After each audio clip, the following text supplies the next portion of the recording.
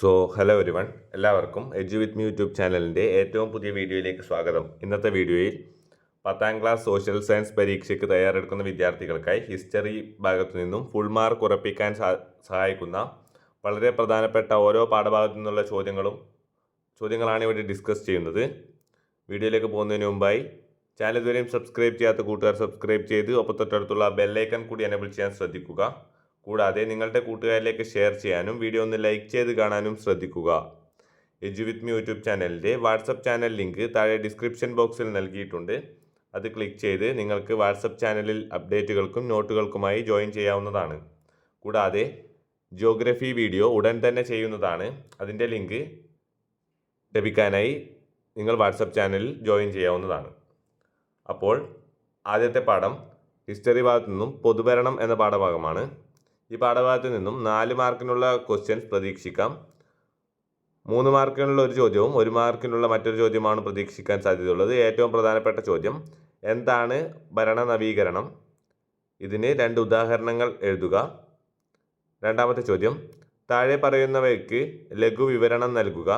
ആദ്യമായി വിവരാവകാശ commission, central vigilance commission, ombudsman എന്നിവയ്ക്കാണ് ലഘുവിവരണം തയ്യാറാക്കാനുള്ള ചോദ്യം വരുന്നത്. മൂന്നാമത്തെ ചോദ്യം, സേനാവകാശ നിയമത്തിൻ്റെ പ്രയോജനങ്ങൾ എന്തൊക്കെ? 4, ലോക്പാൽ, ലോകായുക്ത ഇവ തമ്മിലുള്ള വ്യത്യാസം. ഇത് വളരെ പ്രധാനപ്പെട്ട ചോദ്യമാണ്. അഞ്ചാമത്തെ ചോദ്യം, വിവരാവകാശ നിയമത്തിൻ്റെ ലക്ഷ്യങ്ങൾ എന്തൊക്കെ? ആറാമത്തെ ചോദ്യം, എന്താണ് ഇ ഗവേണൻസ്? ഇതിൻ്റെ 2 പ്രയോജനങ്ങൾ എഴുതുക. 7, പൊതുഭരണം എന്നാൽ എന്ത്? പൊതുഭരണത്തിൻ്റെ പ്രാധാന്യം പരിശോധിക്കുക. 8, ഉദ്യോഗസ്ഥ വൃന്ദം എന്നാൽ എന്ത്? പൊതുഭരണ ശൃംഖലയെ ചലനാത്മകമാക്കുന്നത് ഉദ്യോഗസ്ഥരാണ് സമർത്ഥിക്കുക.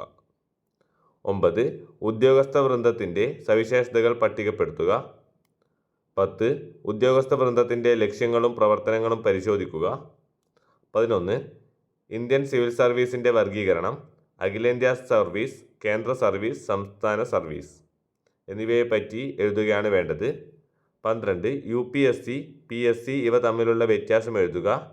ഇവയെ ഭരണഘടനാ സ്ഥാപനങ്ങൾ എന്ന് വിളിക്കുന്നത് എന്തുകൊണ്ട് എന്നതിൻ്റെ കാരണം പഠിച്ചു വയ്ക്കുക. അടുത്തത്, ഈ പാഠത്തിൽ നിന്നും ചോദിക്കാൻ സാധ്യതയുള്ള 1 മാർക്ക് ചോദ്യങ്ങൾ. പൊതുഭരണം എന്നാൽ ഗവൺമെൻറ് ഭരണത്തെ സംബന്ധിക്കുന്നത് ആരുടെ അഭിപ്രായമാണ്? ഉത്തരം N. ഗ്ലാഡൻ. രണ്ടാമത്തെ ചോദ്യം, ഇന്ത്യയിൽ വിവരാവകാശ നിയമം നിലവിൽ വന്ന വർഷം ഏത്? ഈ നിയമനിർമ്മാണത്തിലേക്ക് നയിച്ച സംഘടന ഏത്? ഉത്തരം 2005 മസ്ദൂർ കിസാൻ ശക്തി സംഘാതൻ. 3, ബാങ്കിംഗ് രംഗത്ത് ആരംഭിച്ച സ്ഥാപനം, അഴിമതി, സ്വജനപക്ഷപാതം എന്നിവയ്ക്കെതിരെ പരാതി നൽകാം. കേന്ദ്ര സർവീസിൽ നിന്ന് വിരമിച്ച ഹൈക്കോടതി ജഡ്ജിയെ തലവനായി നിയമിക്കുന്നു. ഉത്തരം ഓംബുഡ്സ്മാൻ. 4ാമത്തെ ചോദ്യം, സുതാര്യവും ചുറുചുറുക്കുള്ളതുമായ ഗവൺമെൻറ് പദ്ധതി, എല്ലാ പൗരന്മാർക്കും യാതൊരു പക്ഷഭേദവുമില്ലാതെ വ്യക്തമായ സേവനം ലഭ്യമാക്കുന്ന പദ്ധതി. ആരുടെ നിരീക്ഷണമാണിത്? എന്തിനെക്കുറിച്ചുള്ളതാണ്? ഇ ഗവേണൻസിനെ പറ്റിയുള്ള നിർവചനമാണ്. ഇത് APJ അബ്ദുൽ കലാമാണ് പറഞ്ഞിട്ടുള്ളത്. 5ാമത്തെ ചോദ്യം, അഴിമതി തടയുന്നതിനായി ദേശീയ തലത്തിൽ നിലവിൽ വന്ന സ്ഥാപനം, ലോക്പാലും 1964 സെൻട്രൽ വിജിലൻസ് കമ്മീഷനും. 6ാമത്തെ ചോദ്യം, എല്ലാ സർക്കാർ ഓഫീസുകളുടെയും പ്രവർത്തനങ്ങളുമായി ബന്ധപ്പെട്ട വിവരങ്ങൾ ലഭിക്കുന്ന നിയമത്തിൻ്റെ പേര്? ഉത്തരം വിവരാവകാശ നിയമം. 7ാമത്തെ ചോദ്യം, UPSC ചെയർമാനെ നിയമിക്കുന്നത് ആര്? ഉത്തരം രാഷ്ട്രപതി. 8, സംസ്ഥാന PSC ചെയർമാനെയും അംഗങ്ങളെയും നിയമിക്കുന്നത് ആര്? ഉത്തരം ഗവർണർ. ഇലക്ട്രോണിക് സാങ്കേതിക വിദ്യയുടെ ഭരണരംഗത്തെ ഉപയോഗത്തിന് പറയുന്ന പേരെന്ത്? ഉത്തരം ഇ ഗവേണൻസ്. 10, സർക്കാർ സേവനങ്ങൾ കൃത്യമായും ഉറപ്പായും ജനങ്ങൾക്ക് ലഭ്യമാക്കാൻ അവസരമൊരുക്കുന്നു. ഓരോ സർക്കാർ ഓഫീസും നൽകുന്ന സേവനങ്ങൾ എത്ര കാലപരിധിക്കുള്ളിൽ നൽകണമെന്ന് അനുശാസിക്കുന്ന നിയമം?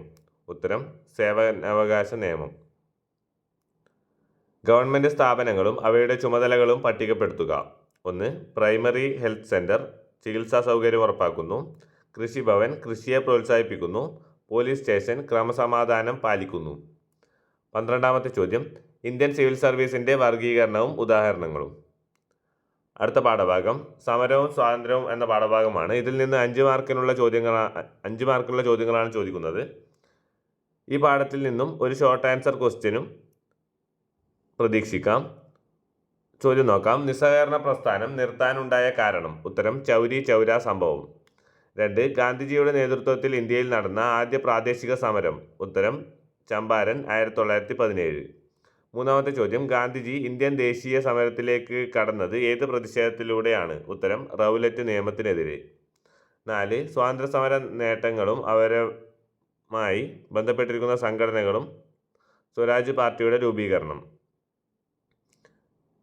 1923 CR Das, Motilal Nehru. Hindustan socialist Republican association 1928 Bhagat Singh, Azad, Sukhdev, Rajguru എന്നിവർ നേതൃത്വം നൽകി.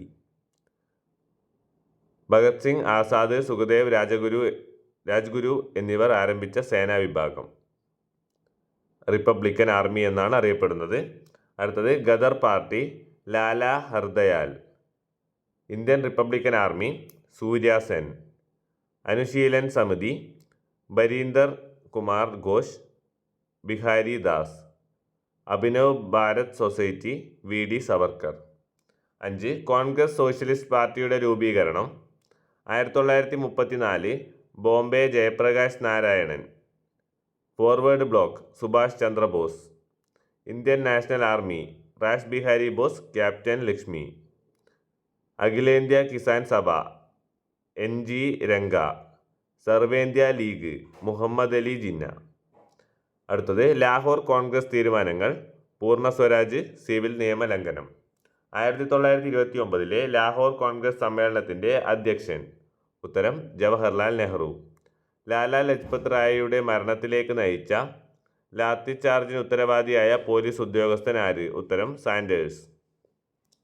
ഗാന്ധിജിയുടെ നേതൃത്വത്തിൽ കോൺഗ്രസ് നടത്തിയ ആദ്യ ദേശീയ പ്രക്ഷോഭം? ഉത്തരം നിസ്സഹകരണ സമരം.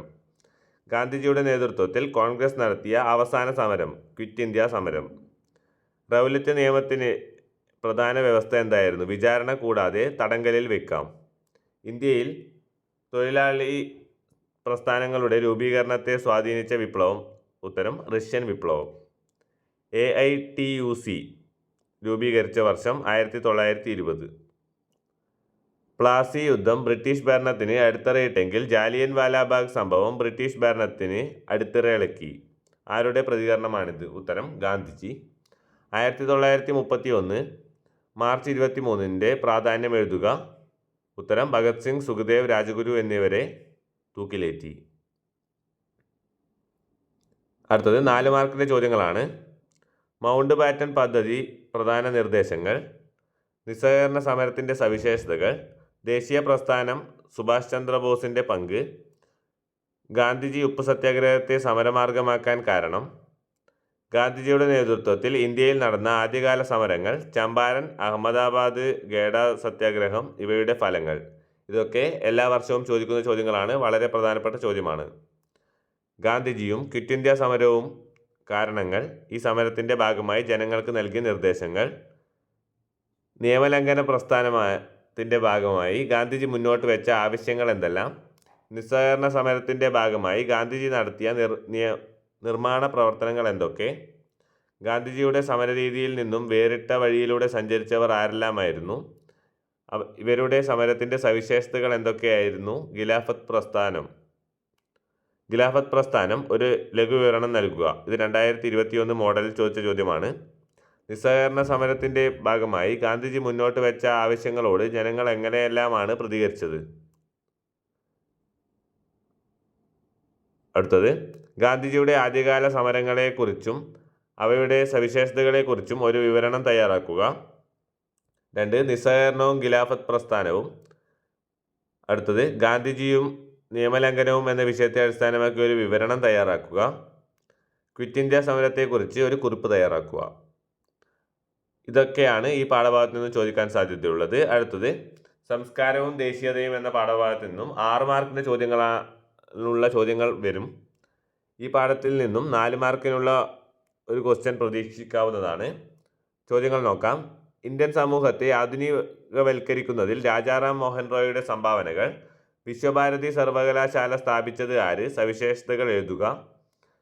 ഇന്ത്യൻ ദേശീയത വളരുന്നതിൽ സാഹിത്യ മേഖലയുടെ സംഭാവനകൾ പരിശോധിക്കുക. സാമൂഹ്യ പരിഷ്കർത്താക്കൾ മുന്നോട്ട് വെച്ച ആവശ്യങ്ങൾ എഴുതുക.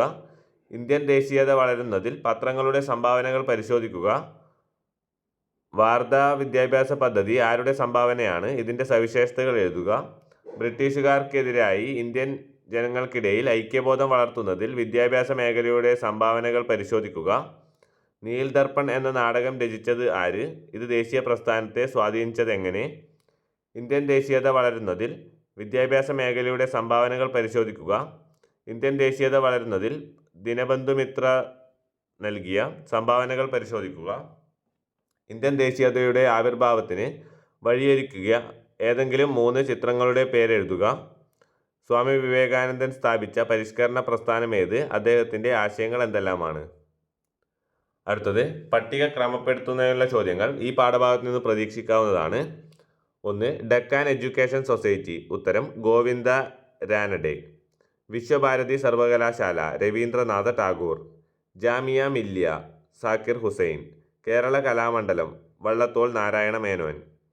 വനിതാ സർവകലാശാല മഹാരാഷ്ട്ര DK കാർവെ.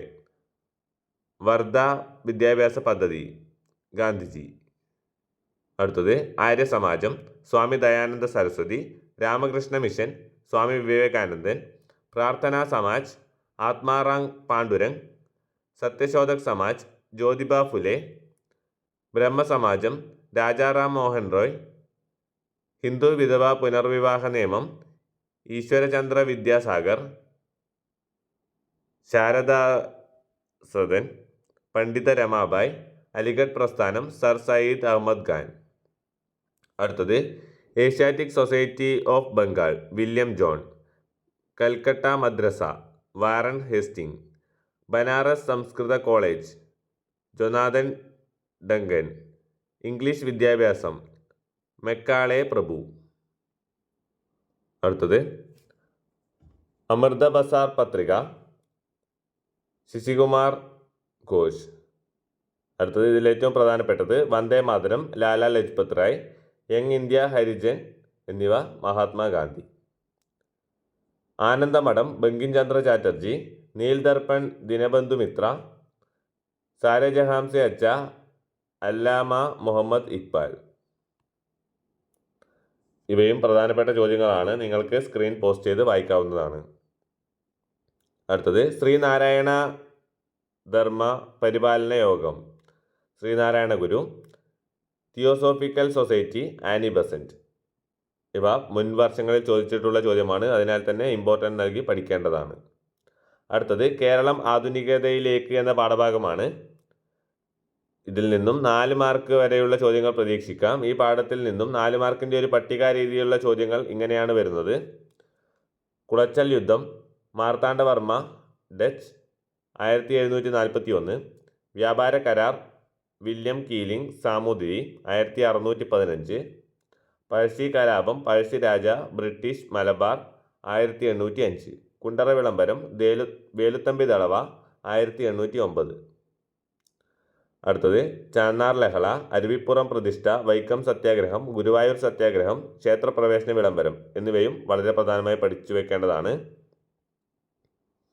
അടുത്തത് നാഷണൽ മൂവ്മെൻറ്റ് ആൻഡ് വുമൺ എന്ന ഭാഗത്തു നിന്നും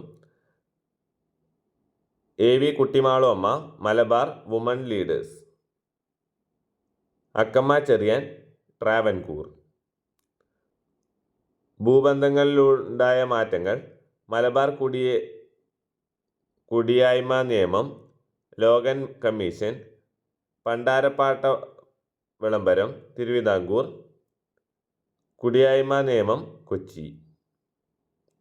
അടുത്തത് മോഡേൺ ഇൻഡസ്ട്രീസ് ആണ്. Paper mill Punalur. FACT Kalamassery. Rubber works Thiruvananthapuram. അടുത്തത് ബ്രിട്ടീഷുകാരുടെ ഇൻഫ്ലുവൻസ് നമ്മുടെ കൾച്ചറിലുണ്ടാക്കിയ മാറ്റങ്ങളാണ്. ഡോക്ടർ ആഞ്ചലസ് ഫ്രാൻസിസ് മലയാള വ്യാകരണ ഗ്രന്ഥം. സംക്ഷേപ വേദാർത്ഥം ആദ്യ സമ്പൂർണ്ണ മലയാള ഗ്രന്ഥം മലയാളം. അടുത്തത് വിദ്യാഭ്യാസ പുരോഗതി. London mission society Thiruvithamkoor, church mission society Kochi, Thiruvithamkoor. Primary വിദ്യാഭ്യാസം സൗജന്യമാക്കി ഗൗരി പാർവതിബായ് 1817. അടുത്തത് national movement in Kerala Malabar ജില്ലാ കോൺഗ്രസ് പ്രഥമ സമ്മേളനം ആനി ബസന്റ്, ഖിലാഫത്ത് പ്രസ്ഥാനം ഗാന്ധി ആൻഡ് ഷൗക്കത്ത് അലി, സിവിൽ നിയമലംഘനം പയ്യന്നൂർ സത്യാഗ്രഹ 1930. National movement in Travancore and Kochi, Malayali memorial GP Pillai, Ezhava memorial doctor Palpu. United Kerala, ഒന്നാം കേരള സംസ്ഥാന രാഷ്ട്രീയ സമ്മേളനം ഒറ്റപ്പാലം, ഐക്യ Kerala convention Thrissur, K Kelappan. Social reformers and organisation വൈകുണ്ഠസ്വാമികൾ, സമത്വ സമാജം, ശ്രീനാരായണ ഗുരു, ശ്രീനാരായണ ധർമ്മ പരിപാലന യോഗം, ചട്ടമ്പി സ്വാമി, കൂട്ടുകുടുംബ വ്യവസ്ഥ, സംബന്ധം, മരുമക്കത്തായ വ്യവസ്ഥ എന്നിവയ്ക്കെതിരെ പോരാടി. സഹോദരൻ അയ്യപ്പൻ, സഹോദര പ്രസ്ഥാനം, വാഗ്ഭടാനന്ദൻ, ആത്മവിദ്യാ സംഘം. VT ഭട്ടതിരിപ്പാട്, യോഗക്ഷേമ സഭ. അടുത്തത് ഈ പാഠഭാഗത്ത് നിന്നും 4 മാർക്കിൻ്റെ ലഘുവിവരണ ചോദ്യമായി ചോദിക്കാൻ സാധ്യതയുള്ള ചോദ്യങ്ങളാണ്. താഴെ പറയുന്നവയെ കുറിച്ച് ലഘുവിവരണം നൽകുക എന്നതാണ്. കുണ്ടറ വിളംബരം, പണ്ടാരപ്പാട്ട വിളംബരം, ആറ്റിങ്ങൽ കലാപം, കുളച്ചൽ യുദ്ധം. താഴെ പറയുന്നവയെക്കുറിച്ച് ലഘുവിവരണം നൽകുക എന്ന ചോദ്യം. ഗുരുവായൂർ സത്യാഗ്രഹം, വൈക്കം സത്യാഗ്രഹം, ക്ഷേത്രപ്രവേശന വിളംബരം. പ്രധാന ചോദ്യങ്ങൾ: പഴശ്ശി കലാപങ്ങളെക്കുറിച്ചൊരു കുറിപ്പ് എഴുതുക. മലബാർ കലാപം കുറിപ്പെഴുതുക. ഇത് മുൻ വർഷങ്ങളിൽ വന്നിട്ടുള്ള ചോദ്യമാണ്, വളരെ ഇമ്പോർട്ടൻ്റായി പഠിക്കേണ്ടതാണ്. അടുത്തത് സമൂഹശാസ്ത്രം, സോഷ്യോളജി എന്ന പാഠഭാഗത്ത് നിന്നും 3 മാർക്കിന് വരെയുള്ള ചോദ്യങ്ങൾ ചോദിക്കാം. 3 മാർക്കിൻ്റെ ചോദ്യങ്ങൾ: വിപ്ലവയുഗം എന്നറിയപ്പെടുന്ന നൂറ്റാണ്ടേത്? സാമൂഹ്യശാസ്ത്രത്തിൻ്റെ ആവിർഭാവത്തിന് വഴിയൊരുക്കിയ വിപ്ലവങ്ങൾ ഏതൊക്കെ? ആദ്യകാല സമൂഹശാസ്ത്ര ചിന്തകന്മാർ ആരെല്ലാമായിരുന്നു? ഇവരുടെ സംഭാവനകൾ എന്തൊക്കെയായിരുന്നു? സമൂഹശാസ്ത്രത്തിലെ പ്രധാന പഠന രീതികൾ ഏതൊക്കെ? വിവരിക്കുക. പങ്കാളിത്ത നിരീക്ഷണവും പങ്കാളിത്തരഹിത നിരീക്ഷണവും. സമൂഹശാസ്ത്രത്തിൽ ഉപയോഗിക്കുന്ന വ്യത്യസ്ത പഠന രീതികൾ. സർഗരചനയും സാമൂഹ്യ ശാസ്ത്ര പഠനവും തമ്മിലുള്ള വ്യത്യാസം. സമൂഹശാസ്ത്രം എന്നാൽ എന്ത്? ആദ്യകാല സാമൂഹ്യശാസ്ത്ര ചിന്തകരാരെല്ലാം? സമൂഹശാസ്ത്ര പഠനത്തിൻ്റെ പ്രാധാന്യം പരിശോധിക്കുക. സമൂഹശാസ്ത്ര പഠനത്തിലെ മേഖലകൾ. അടുത്തത് പാർട്ട് ബിയിൽ നിന്ന് 20 മാർക്കുള്ള ചോദ്യങ്ങളാണ്. ഇവിടെ ഹിസ്റ്ററിയിലെ 6 പാഠങ്ങളിൽ 3 പാഠങ്ങൾക്ക് പ്രാധാന്യം കൊടുക്കാവുന്നതാണ്. ഒന്നാമതായി ചാപ്റ്റർ 1 ലോകത്തെ സ്വാധീനിച്ച വിപ്ലവങ്ങളിൽ നിന്നും 6 മാർക്ക്. ഇതിൽ നിന്നും എസ്സേ പ്രതീക്ഷിക്കാവുന്നത് അമേരിക്കൻ സ്വാതന്ത്ര്യ സമരം, കാരണങ്ങളും ഫലങ്ങളും. ഇതിൽ മെർക്കൻ്റലിസ്റ്റ് നിയമങ്ങളെ പറ്റിയും കോണ്ടിനെൻ്റൽ കോൺഗ്രസ്, ചിന്തകന്മാരുടെ സ്വാധീനം, സമരത്തിൻ്റെ ഫലങ്ങൾ എന്നിവയാണ് ഉൾപ്പെടുത്തേണ്ടത്. ഫ്രഞ്ച് വിപ്ലവത്തിൻ്റെ കാരണങ്ങളും ഫലങ്ങളും പരിശോധിക്കാനാണ്. ഫ്രഞ്ച് സമൂഹം, ചിന്തകന്മാരുടെ സ്വാധീനം, ടെന്നീസ് കോർട്ട് പ്രതിജ്ഞ, സമരത്തിൻ്റെ ഫലങ്ങൾ, നെപ്പോളിയൻ്റെ പരിഷ്കാരങ്ങൾ. 3 റഷ്യൻ വിപ്ലവത്തിൻ്റെ കാരണങ്ങളും ഫലങ്ങളും പരിശോധിക്കുക. 4 ചൈനീസ് വിപ്ലവം. 5 ലാറ്റിൻ അമേരിക്കൻ വിപ്ലവം. അല്ലെങ്കിൽ ലോകം 20-ാം നൂറ്റാണ്ടിൽ എന്ന പാഠഭാഗത്ത് നിന്നും എസ്സേ പ്രതീക്ഷിക്കാവുന്നതാണ്.